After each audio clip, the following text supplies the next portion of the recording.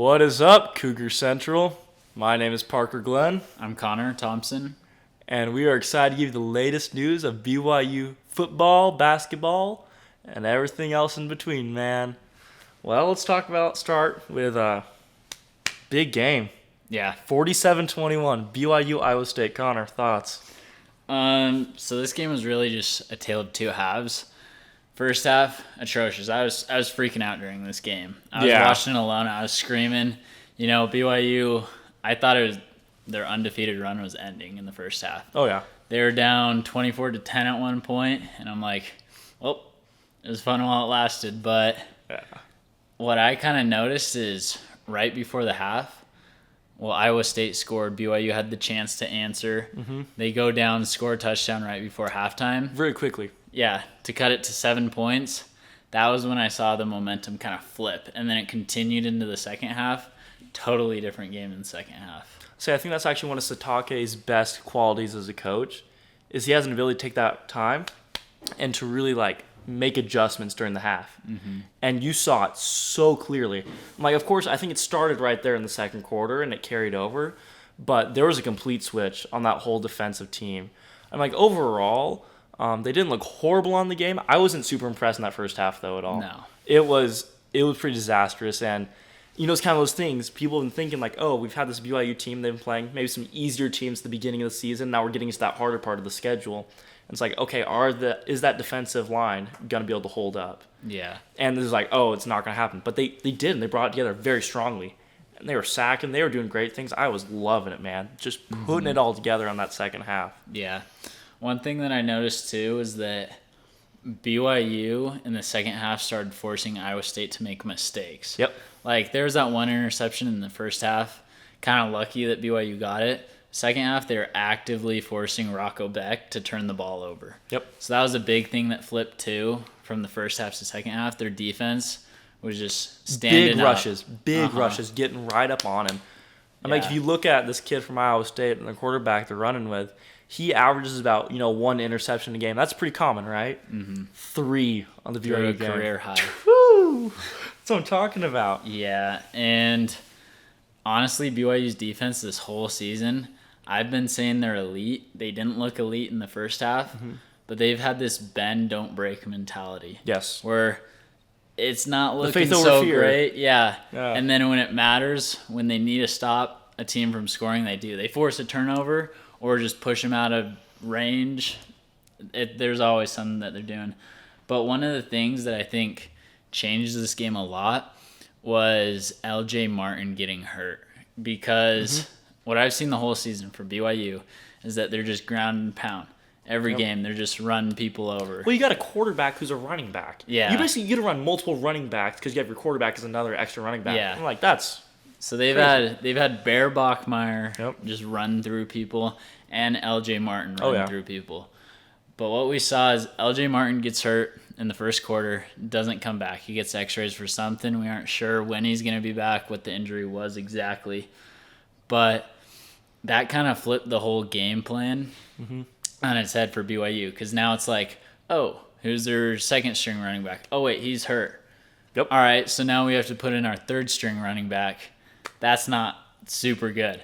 So it kind of flipped the whole game plan to, we can't run the ball, we're going to throw the ball. And this is the first time all season that I've seen Bear Bachmeier and just the whole BYU offense actively throwing the ball whenever they can. Parker Kingston, scary, man. And they were just dimes. You see that one crossbody throw Bachmeier hits, and it just lands right in there. And it's wild. Some people say, that just doesn't happen often. But I don't know. When it's so consistent like that, and you're seeing a receiver like Kingston grab those catches, that's an elite offense right there. And having that play action and running that, I think for one, it takes the Iowa State defense and puts it right on their heads. They're like, what are we looking at? They weren't expecting that on the game, I don't think. And you can see it in them. Because, they're expecting that ground and pound from LJ Martin. They just did not get that. And I don't know, that wide receiver core right here in BYU just looks great. Looking wonderful. Yeah, that was what I was realizing around third, fourth quarter of the game. I was like, wait a minute. Iowa State's coming off their bye week. They've been preparing for the run game. this whole bye week and leading up to that game. They probably didn't expect the pass to be a big option. Oh, yeah. And then, boom, BYU hits you. It's almost all passing. They just couldn't stop it. And LJ Martin's a big part of the team. BYU's going to need him in the future. Yeah. But I think that game showed them that, hey, we can pass too. And now they're even more dangerous now that they found out they can pass. Oh, yeah. I'm like, for a freshman quarterback, well, that's a joy. I'm like, think about NFL right now. Jackson Dart, that boy, just diamond. I mean, like, when you get a true freshman quarterback, whether it's in, any situation, and they figure that out, it's a powerful move right there. Yeah. Really powerful things. So the big question here, though, is will this carry to Texas Tech? I mean, like, we got the bye week this week, so we got some time to prepare for this. But these are some big guys. These are some fast people. And, like, we're looking at a pretty elite offensive line. Just a couple facts for y'all so you understand. So Barrett Bachmeier is actually rated pretty high on the QB list as far as it goes, right? He's been killing it on the season. But if you look at Texas Tech and their QBs, you got Morton, who's their starter, rated number 47. You got Hammond at 37. So their backups rated higher than their starter QB. Yeah. That's actually the only team that has 2 quarterbacks in the top 50 ratings for quarterbacks. The only other team is Utah. And that's some elite quarterbacks, right? Those are some scary guys. And so we're looking at this Texas Tech team, we're like, okay, we got these 2 pretty decent quarterbacks that are killing it.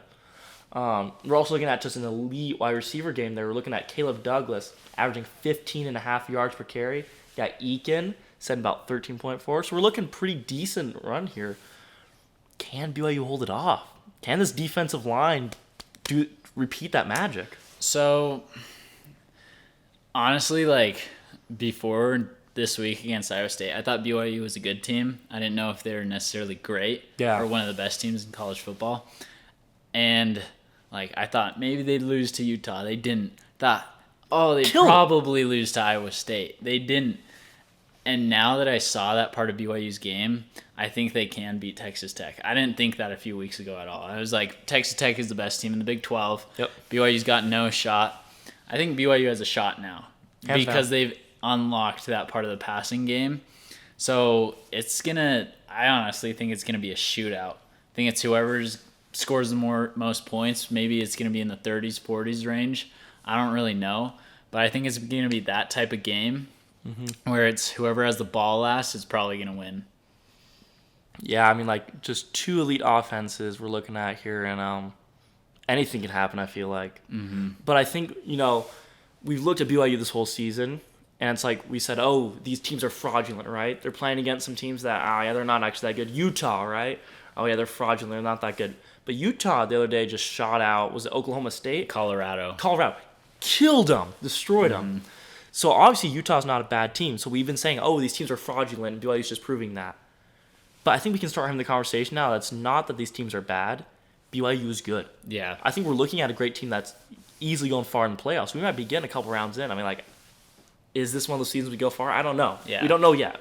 But I think Texas can give us a pretty good idea of what we're looking at. I honestly think that the whole Big 12 has been super undervalued. BYU's been beating Utah, who's ranked again now. They're going to be playing Cincinnati, who's in the top 20. Texas Tech in the top 15. They aren't going to play Houston, but Houston's now in the top 25 again. So, really, the Big 12 is a good conference. There's a bunch of teams that are really good.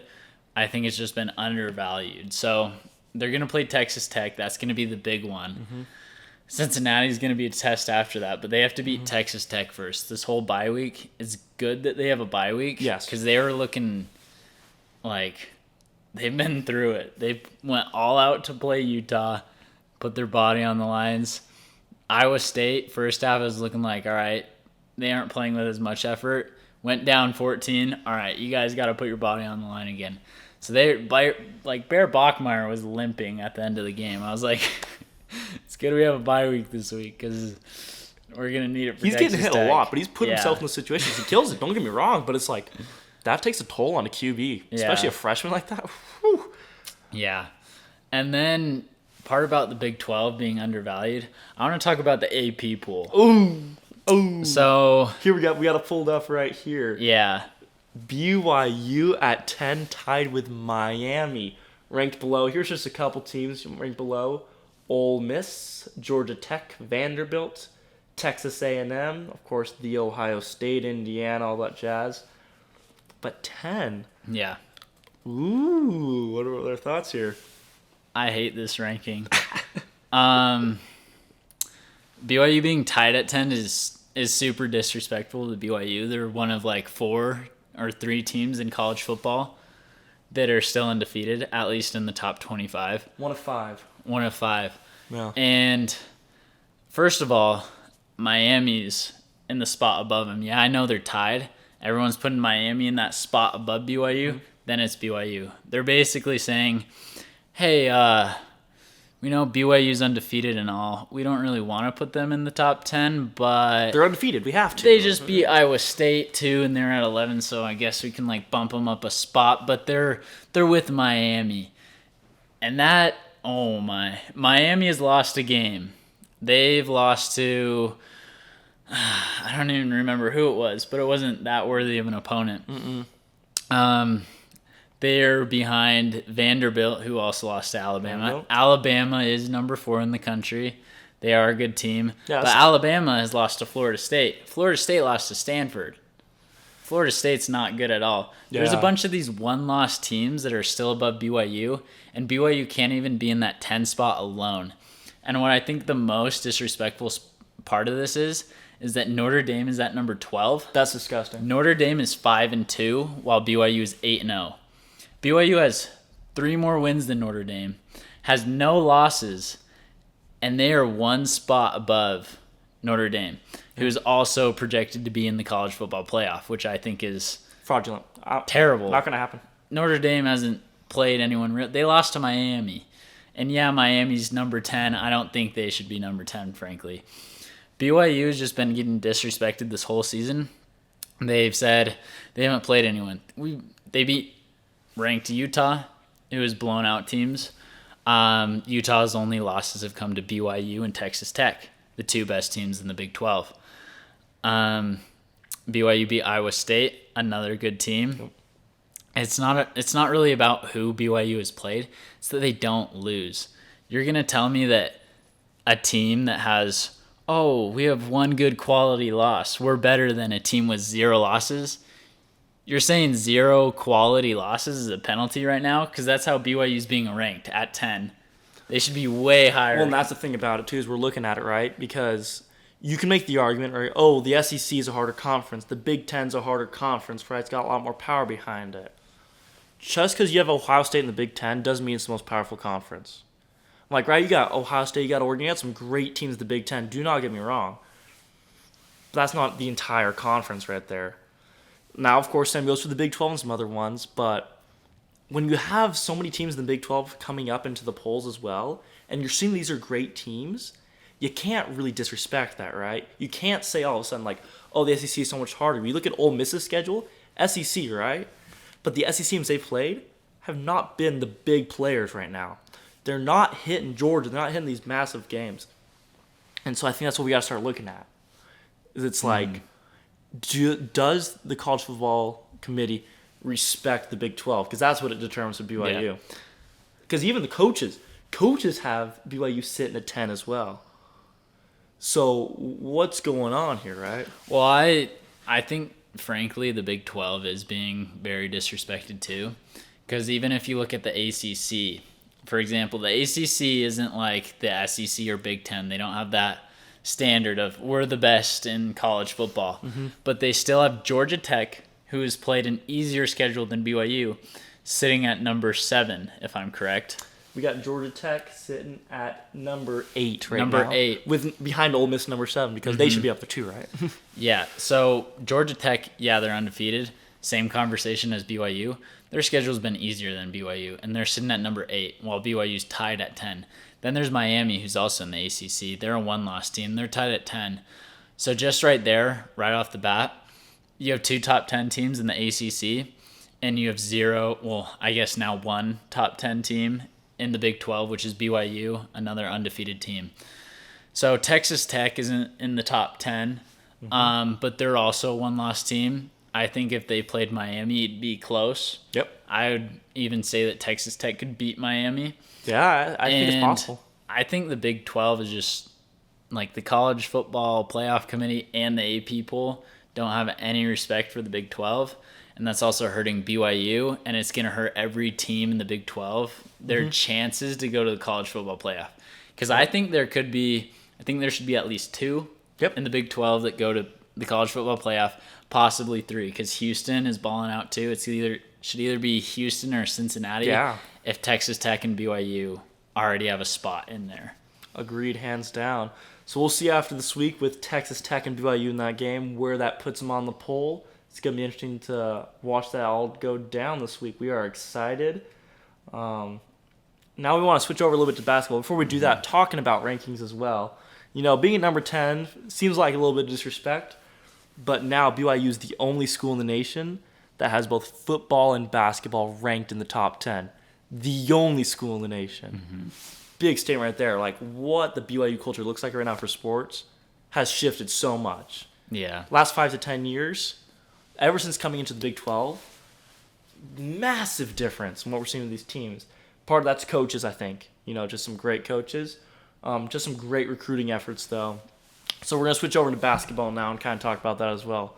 If we're looking at BYU basketball, we got some great players coming in this season, right? We've stolen our good boy Wright from Baylor. Yep. That boy's been balling out in the preseason games. He's going to be good all season. Oh, just absolutely killing it. Great addition to the team. Great. Then we also picked up Kennard Davis. Now, that's something I'm interested in talking about. Kennard Davis, right? Balled out at SIU. Was absolutely killing it on the games. Comes to BYU, right? He looks good. He looks consistent on his offense. He looks lost on defense. The kid does not have the same aggressiveness that I'm seeing with guys like Wright. I'm seeing with DeBonsta come, and I'm seeing with Saunders even, who knows that culture. What's going on with Kennard Davis? Well, none of us have seen a lot of Kennard Davis at BYU. It's just been 2 exhibition games. But I think part of it is the playing level. There's a big step up from SIU to BYU. Yeah. So that's going to be part of it. And defense isn't as natural as scoring. It's going to take a lot more effort. But then also, we're looking at Wright. We're looking at DeBonsta, Richie Saunders. These guys are all top players. They have been in college basketball. Keita. We can't disrespect Keita too. Yeah. Athletic freak. We don't really know if Kennard Davis is at their level, though. So I think we're comparing them to, like, these other players.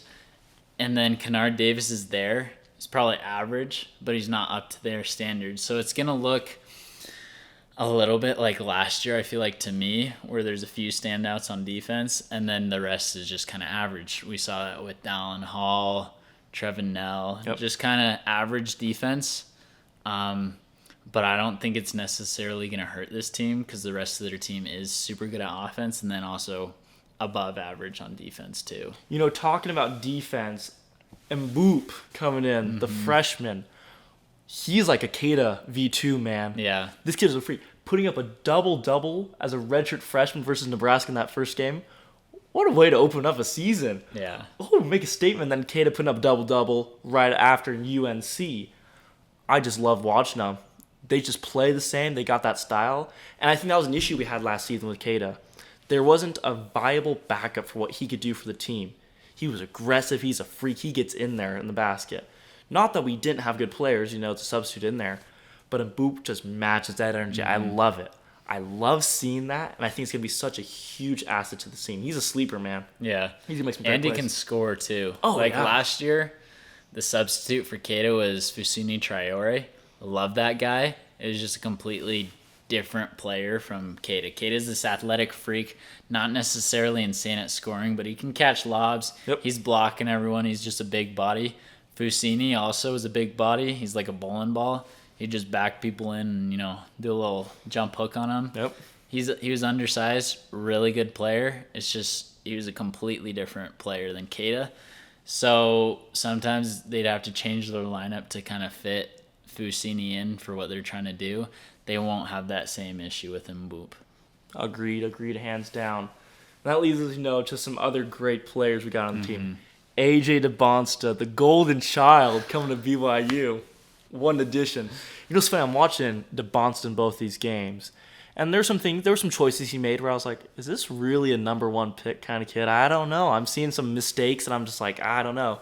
Then I remind myself, oh, he's a freshman, right? He's coming fresh out. I mean, like, cut the kid some slack, right? He's got a lot of pressure on him right now. He gives me KD vibes, though. Yeah. He's methodical the way he thinks out, right? He's not rushing in there. He knows how to. He can. But he's just methodical in the way he thinks. And that was beautiful. 10 for 19 from the field in that first game, throwing up 30 points against Nebraska. Oh, baby. Especially Big Ten ball. Big Ten ball is aggressive. They get up on you. That's one thing watching Nebraska. It just reminded me of that, thinking about these Big Ten teams, like Wisconsin with Tonje last year. I hate them. They get right up on you. They foul you. And DeBonsta handled it like a pro. Yeah. He just love it. He's just going to be great. Just can't deny that. Also, one of the big things I think this year with BYU, I'm glad we had these exhibition games to kind of see how they're gelling. Yeah. At least in that Nebraska game, I didn't see them gel super well. They put up points. They look messy, but they didn't gel together super well. Yeah. And that's going to be a big thing coming up on this season. They have a super tough schedule, but they'll gel eventually too. Right now, it's just like half of the team's different players. They didn't play here last year. So, like, you got Richie Saunders, you got Dawson Baker, Keba Keita, and those are, like, the main notable guys that I remember from last year. The rest are all new. This is a very different team from last year. They have higher expectations. So it's going to take a little bit to gel, but I think they're going to get there. And once they do, like kind of like what we saw last year mid-season, they're just going to be super hard to beat, one of the best teams in the nation. You know, I think that's one thing we have to trust Kevin Young, too, when it coming back to Kennard, Davis, and Boscovich, this argument, right? Who do you throw in at the beginning? Boscovich knows this team, right? He knows that culture, right? Kevin Young could throw him in, and he's going to know how to play off Saunders and Keita. He's got that locked down. And DeBonsta's pretty flexible, too, I feel like. He's going to be able to mesh in pretty well. But there must be something that he sees in that kid in Davis. Because, like you said, they don't look too good. They don't look super coherent right now.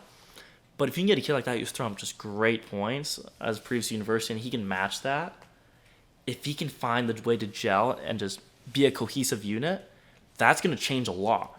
He could be a big addition. So I think they're trying to be patient with him right now, which is hard for me to watch sitting there because I'm like, what are you doing? This isn't what you're supposed to. This isn't what you're supposed to do. But I do think the patience is going to pay off in the long run. Especially, we have so many freshmen on this team. So many bright, fresh players coming in. You know, we lost a couple last year, like Cannon Catchings, left us to Georgia.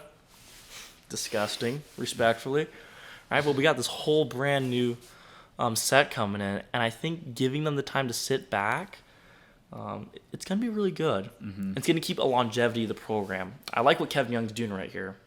He's bringing a lot of fresh young talent and keeping the team alive. Yeah. It's going to be difficult at the beginning. It's going to be really hard, but I think he's going to pull it together well. Yeah. And you mentioned Cannon Catchings. You read my mind right there. Oh, yeah. Because I was thinking Kennard Davis, I think it's almost like a Cannon Catching situation. Cannon Catchings was starting. He was starting all the games. You know, they had belief in him. Wasn't necessarily doing good. He had that one game against Baylor. Made every shot 24 points, something like that.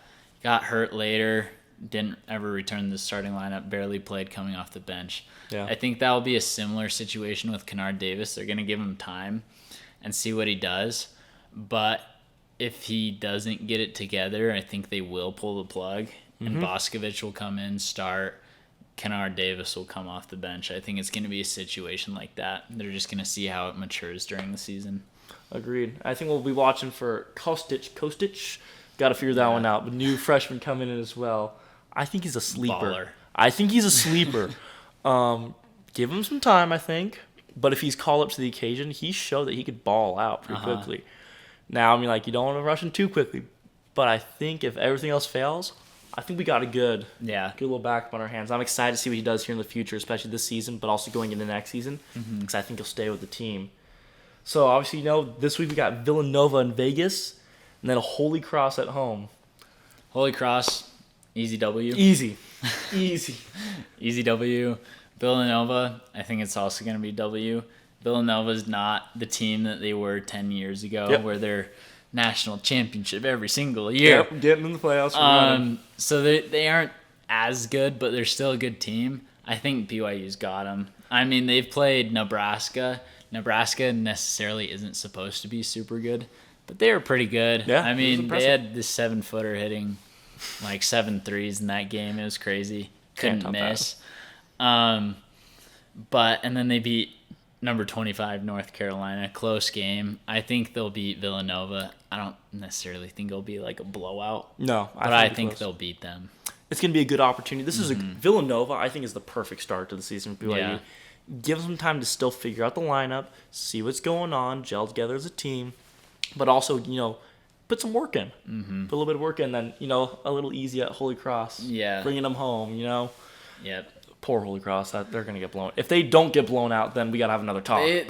They have some other teams that are going to not want to come to Provo, but they are. Yep. What I'll be looking at, though, is UConn later in the year, but we'll get to that eventually. I'll say UConn, Wisconsin coming up pretty soon here into the season. Yeah. So I guess the biggest thing we want to see from BYU basketball this week, I want to see 8+ point win against Villanova. I love it. I think that's what we need. I think it's going to prove that they deserve that number 8 spot on the poll. Keep that position. I think that's the way to go. Yep. Well, that's all we have for today. Thank you for tuning in to Cougar Central, your place to go for all BYU news in football, basketball, and everything in between. I'm Connor, your avid BYU fan. And I'm Parker, your bandwagon. We're signing out. See ya. See ya.